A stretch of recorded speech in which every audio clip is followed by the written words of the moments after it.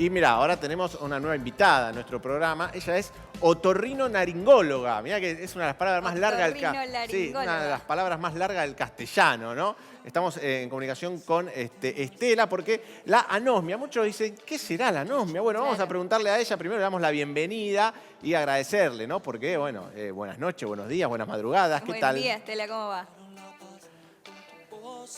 Buen día, ¿cómo están, chicos? Muy buenos días. Tempranito, Buen día. al que madruga Dios lo ayuda, así que no hay Muy problema. bien, ahí está. Muy bien. ¿Cómo te va?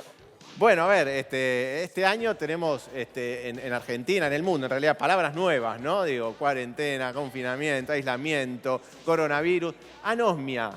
¿Qué nos puedes contar de este síntoma que es característico, ¿no? Del COVID-19? Sí, ¿sabes qué? Bueno, obviamente que con el tema de la pandemia todo el mundo estamos sorprendidos y nosotros que siempre decimos que estamos lejos de todo, nunca nos va a pasar nada, nos pasó obviamente y no nos salvamos. Pero bueno, con el tema del olfato yo vengo hace mucho trabajando y lo que menos pensé que la anosmia podía ser la protagonista en este momento. Mira.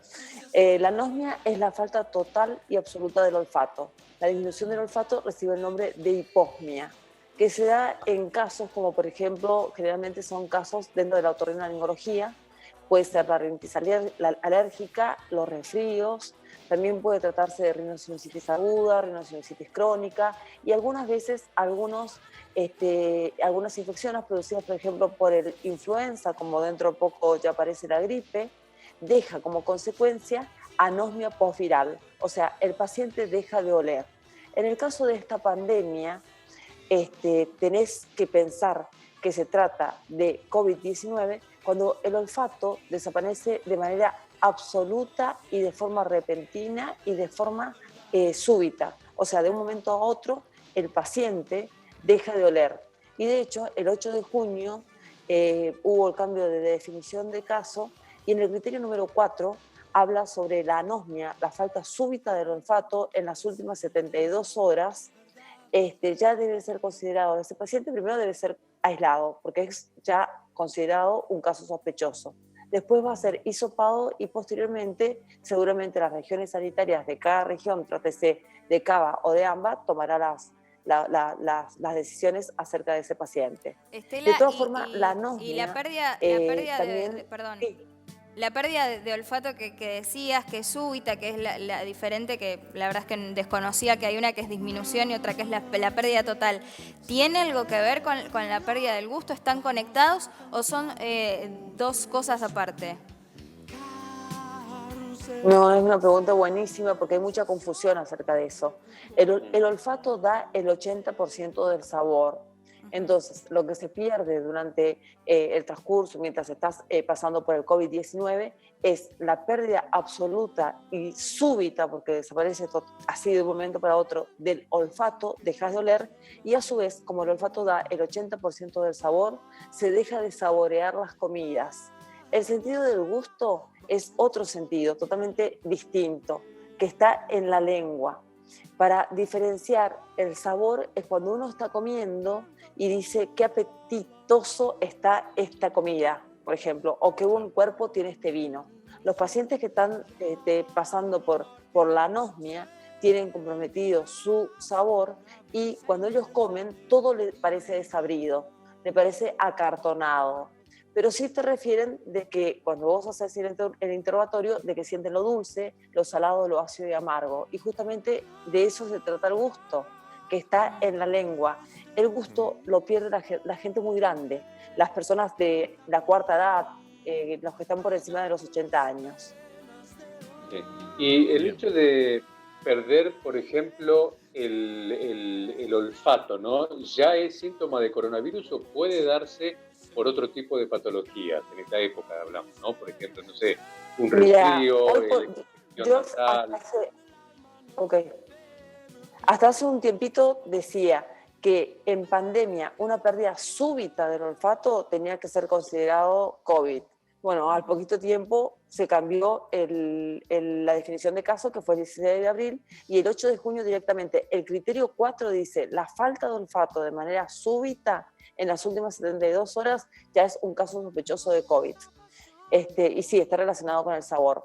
Después, como había dicho anteriormente, hay otras patologías que pueden perderse el olfato y el sabor de manera brusca, pero no están en una pandemia, como por ejemplo el traumatismo craneoencefálico, que puede ser anterior, uno se cae de manera anterior, se golpea el encéfalo, o de manera posterior, y en ese caso puede tener pérdida o no de conocimiento. Y ahí generalmente el paciente pasa una terapia y al tercer o cuarto día dice que no huele o dice que no siente el sabor de las comidas que le damos.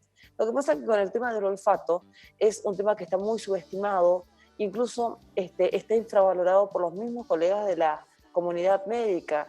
El olfato es un sentido que tiene un sistema de vigilancia, de alarma, que nos sirve para saber si algo se está quemando, si estamos comiendo, porque como está relacionado con el sabor, algo que está en mal estado, y eso puede traer en personas grandes otros inconvenientes porque sus estados nutricionales no son muy buenos. Pero es importante en la cotidianidad. Los olores están invisibilizados a diferencia de los colores. Nadie nos enseñó a oler. Fíjate que a los olores uno le presta un adjetivo, dice hay olor rico o hay olor feo. Y el sentido del olfato se comienza a formar a partir del momento que nacemos, está totalmente formado, porque se comienza a formar entre la cuarta y quinta semana de gestación. Pero alrededor de los 65 años, así como perdemos la vista, tenemos presbicia, tenemos presbiacusia, fisiológicamente se empieza a perder el olfato. Y eso se llama presbiosmia. Es por eso que aquellos pacientes que están cursando por una gripe, por ejemplo, los adultos, puede pasar de que se haya perdido su olfato porque tienen muy poquito de epitelio olfatorio. Sí. Estela, digo, ¿y en qué cantidad de porcentaje aumentó las consultas de los pacientes? Digo, preocupados con esto, desde que se supo que la anosmia es uno de los síntomas del coronavirus. Me imagino mucha también psicosis, ¿no? Lamentablemente que se generó a partir de marzo con esto de la pandemia. ¿Cuánto aumentó las consultas? Para que vos también tranquilices, ¿no?, a los pacientes en algún punto. No. Sí, sabes que tratar un paciente con pérdida del olfato no es fácil. De hecho, fíjate que no hay gente experta en olfato, en el mundo no somos más de 100. Porque son pacientes, primero que la otorrinolaringología es una especialidad sumamente amplia.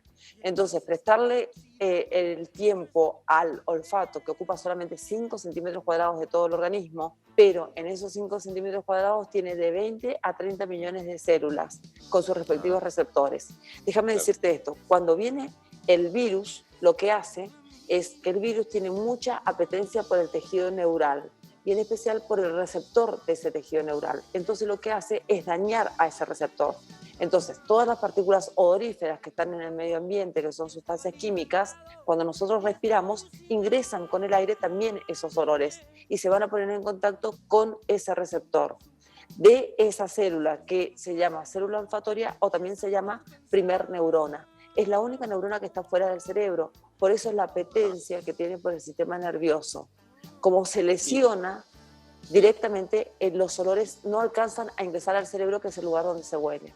Doctora, y después, pacientes recuperados de coronavirus que hayan perdido el olfato, ¿vuelven a recuperarlo de la misma manera? Mira, generalmente, perdón, voy a contestar la pregunta anterior que me había olvidado.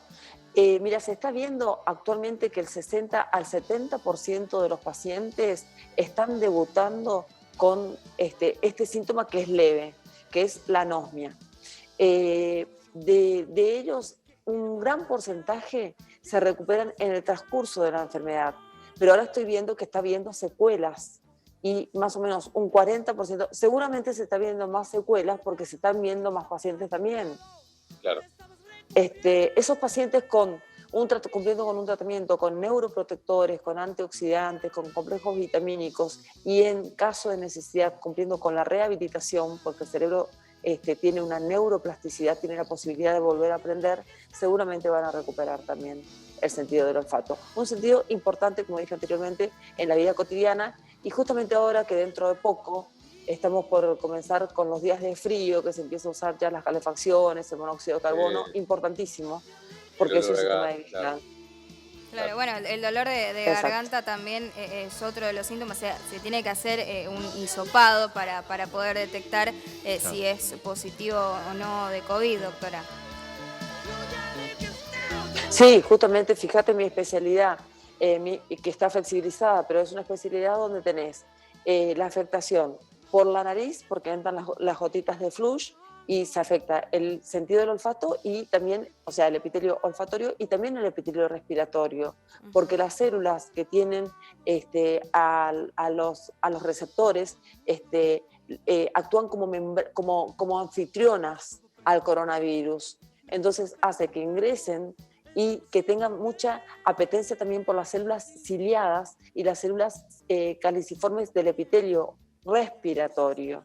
Ahí inmediatamente se replican y después van a pasar a la vía aérea inferior, a los pulmones. Y después tenés la parte de la garganta también, o sea que mi especialidad está bastante, por no decir muy, en contacto con el coronavirus, porque justamente están en la boca y también en la faringe, hay muchos reservorios para los virus. Hay muchas células que pueden actuar como reservorios para estos virus, para este virus, en especial el coronavirus. Lo que decimos siempre es, bueno, seguir cuidándonos. Sí. Le agradecemos un montón. La verdad es que nos detalló toda la información con respecto y todas las dudas que teníamos con respecto, bueno, a la falta de olfato, la falta de gusto, el dolor de garganta, que son síntomas de coronavirus. Bueno, muchísimas gracias. Te mandamos un beso grande. Gracias, doctora. Gracias, doctora. Dale, a ustedes que tengan muy buen día y muchas gracias. Adiós. Adiós, adiós.